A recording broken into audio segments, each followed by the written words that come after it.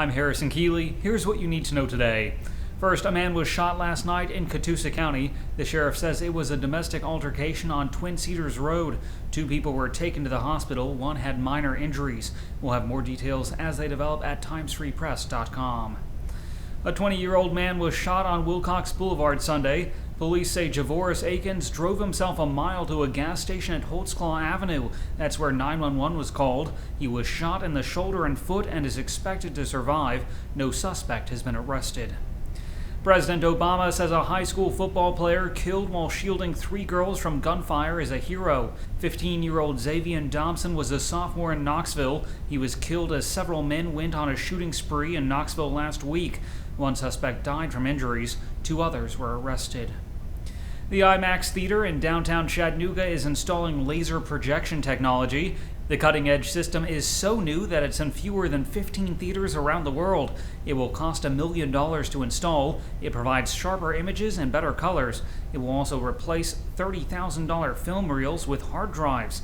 The projector will even be connected to Chattanooga's gigabit internet, opening the screen up for live streaming events. The theater will reopen in February. 6 people were left homeless after a fire in East Lake Friday. The cause remains under investigation. After no working smoke alarm was found in the house, the fire department installed detectors in nearby homes. The next day, officials say one of those alarms saved a man and his dogs who were asleep when another fire started. Ray County plans to convert an old hospital into a new jail. Commissioners have voted to sell the land originally planned for a brand new justice center. Now the former Ray Medical Center in Dayton will be transformed into a sheriff's department, core complex, and lockup. The county's current jail has been overcrowded for years.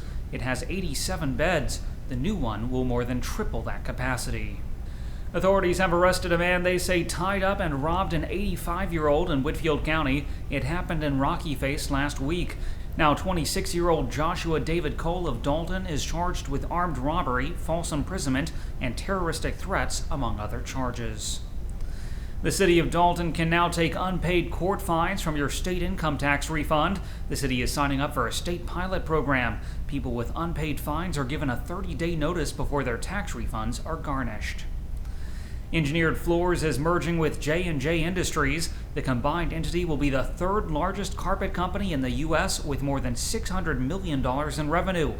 It will remain under the chairmanship of Bob Shaw and have more than 2,500 employees. Finally, deputies in MONROE County, Georgia recently pulled over 54 drivers to give them $100 bills.